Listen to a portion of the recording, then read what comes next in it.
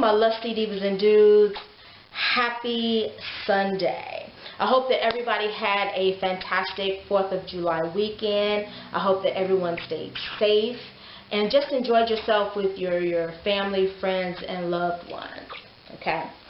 Today's buzz is brought to you by a brand called Oak Leaf. Oak Leaf is actually a Walmart brand. Still cheap like Aldi brand, $2.50. This is actually the Cabernet Sauvignon, a semi-sweet red wine. Delicious, delicious, delicious. That's if you like semi-sweet and semi-dry wines. You know, if you only like sweet wines, then this is going to be kind of a little bit too tart for you. But anyway, I wanted to talk to you ladies about the differences between being a damsel in distress and being the face of struggle. And it is very important that you all understand the difference between the two, and that you are able to distinguish the difference between the two and know where you are. Know where you are in each scenario. Are you a damsel in distress, or are you a face of struggle? Okay, let me kind of break it down, the difference between the two. A damsel in distress, we've both seen them.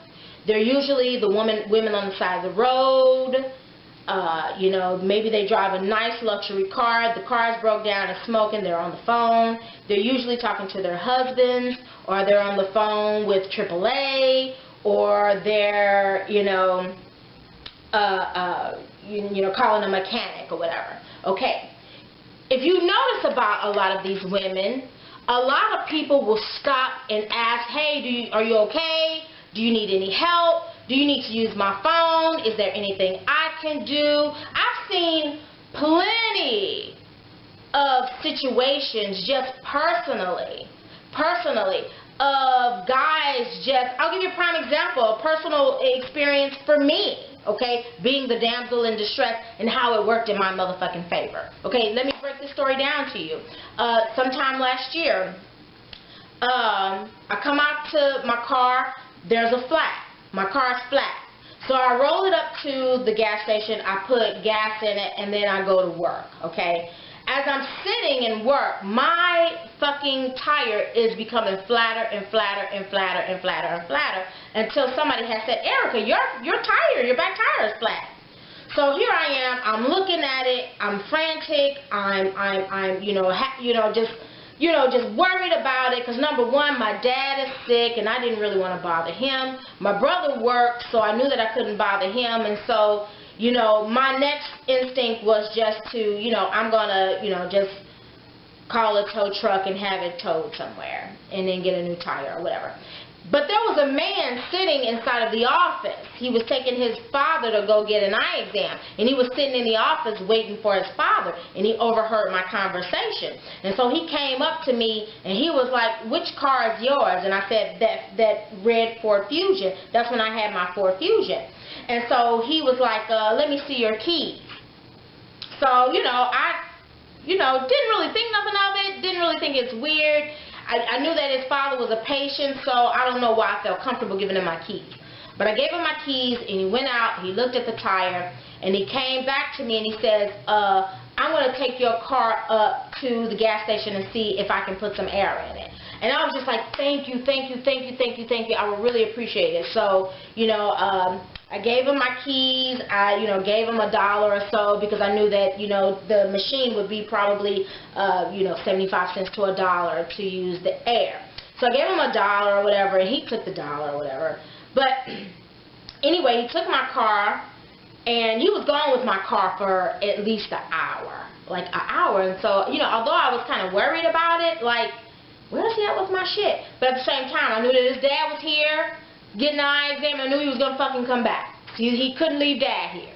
So I'm just like, okay, well, you know, hopefully, you know, we get this situation rectified. So he comes in and he puts a receipt in front of me, and I'm like, what's this? And he says, yeah, your tire was just totally fucked up. So I just took it over to National Tire and Battery and got you a new tire. Here's your receipt. And the receipt was like $100 and something.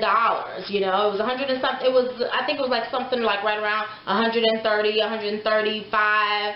No, it was like I don't know, 120, and then they had like an installation charge. So I think the cost was like right around 140 or whatever. Okay, so he put the receipt in front of me. He says, yeah, your tire is totally fucked. You need a new tire. He was like, as a matter of fact, you need 4 new tires, you know. So he was just like, I don't, you know, recommend that you drive on them, you know, too long without getting them changed. So, you know, I'm trying to go to my purse and so I can give him some money, give him some cash, and I'm just like, hold on, let me run to the ATM. He's like, no, baby, no, I got this. I got you. I got you. And I'm like, you know, why? And he was just like, baby, he's like, you know, I saw that you needed a man's help, and I just wanted to be there for you. Okay, now let me let you know what time it was, okay? Let me let you know what time it was. A bitch was dripping. You hear me? I had my jewels on, jewelry and my jewelry on, makeup on fleek. Now, bitch, I'm not a makeup guru, and I don't put on makeup well, but bitch, men love the fact that I try. I might go to CVS, Walmart, and get me some e.l.f. brand cosmetics, but bitch, I'm trying my best to look my best. I always try to look my best, especially when I'm in a situation where I'm going to see a man, be around men. I always think ahead, like I need to be looking good in the event I need a man to step in and help me.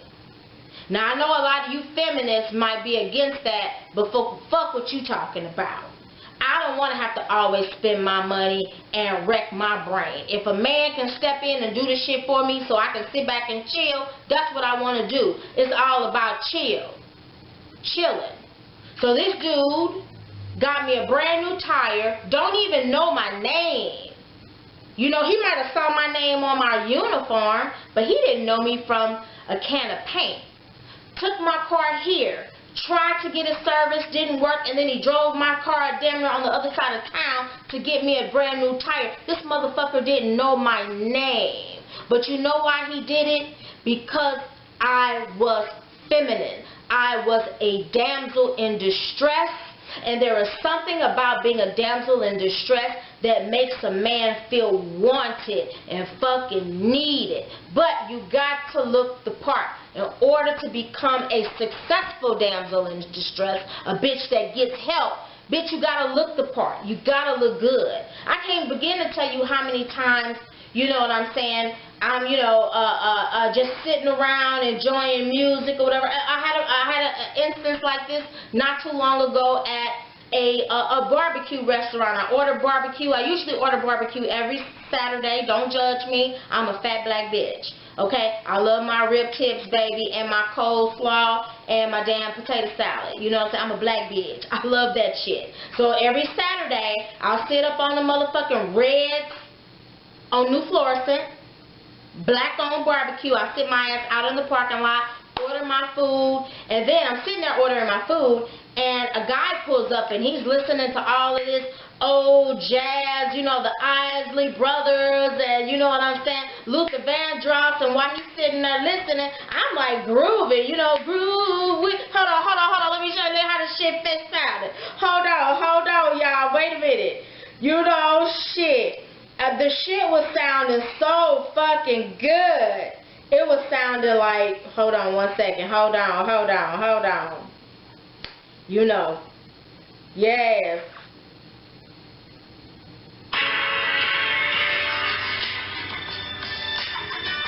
I'm sitting there enjoying the breeze, and here comes this car.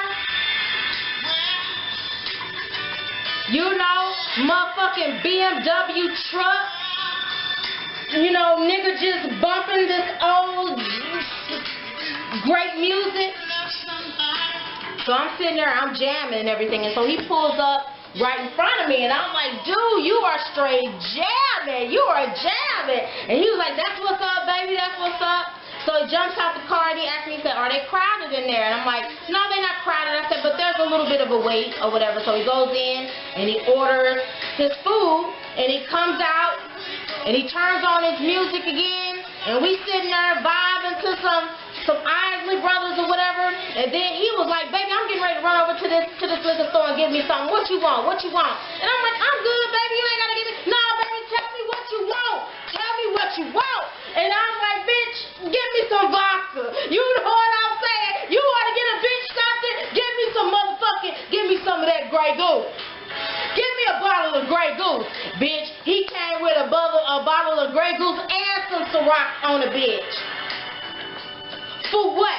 What did he have to do that for? He didn't have to. You know? It takes that feminine energy, being nice and friendly, to break a trick. You know, you might not always break him financially, but the name of the game is to always get something from that motherfucker. Always.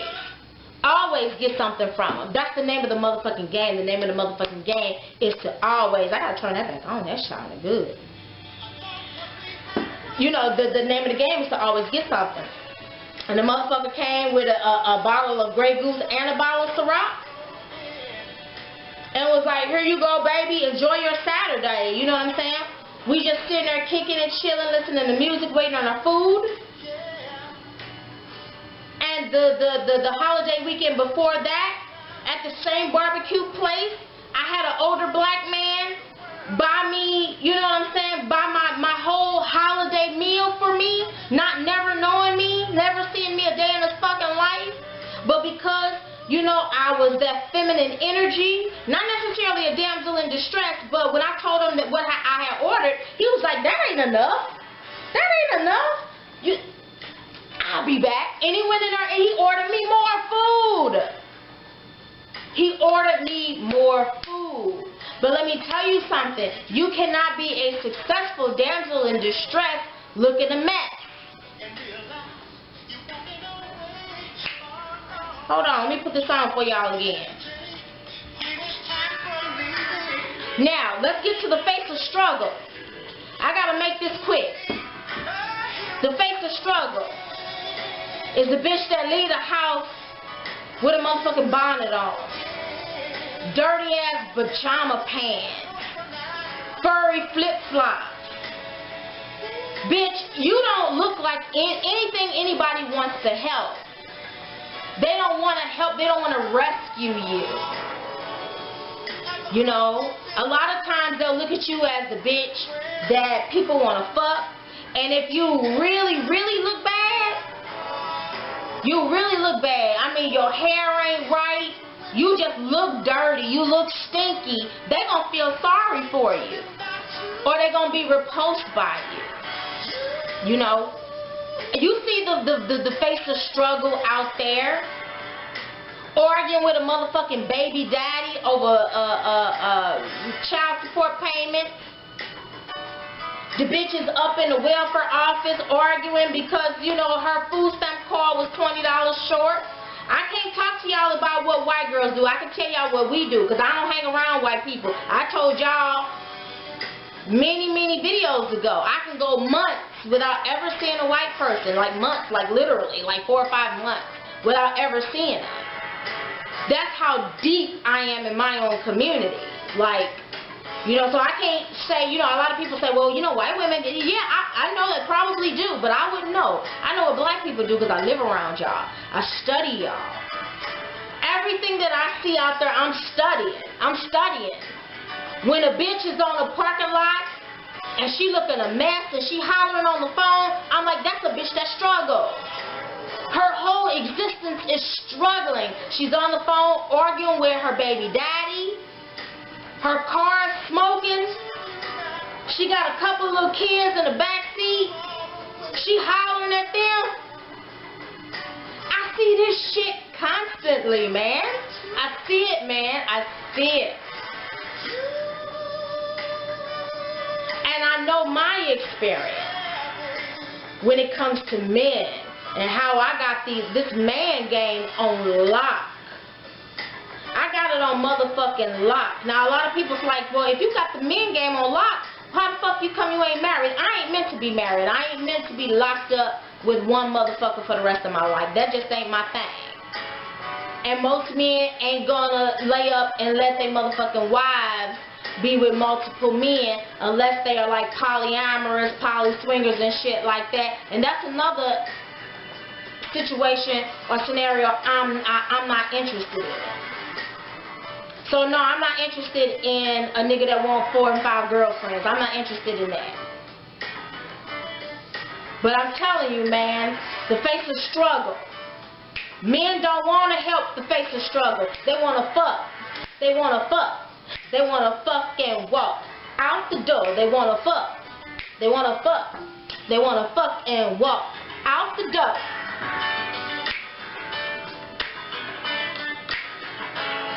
But a bitch like me gon' break 'em. Gon' break 'em. Buy me that Ciroc. Buy me that Ciroc. You don't know my name, but you bought it all the same. Hey, hey, hey, hey, hey. I'm a damsel in distress. But I got on my purple dress. Y'all, don't pay me no attention. I'm motherfucking high and I'm drunk.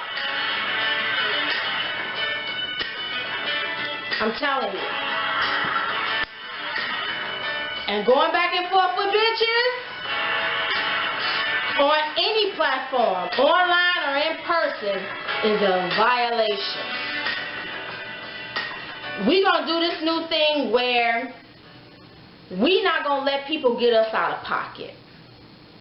You know what I'm saying? You want to keep your cool at all times. When it comes to these motherfucking regular square ass men, you want to keep your cool. When it comes to these wicked ass tricks and bitches, hoes, prostitutes and escorts, you want to keep your cool. Because these motherfuckers are going to always try you, bitch. A man is going to always try you. A bitch is going to always try you. And a motherfucking person that's giving you some money is going to always try you. And this is why it is to your betterment to just stay cool, calm, and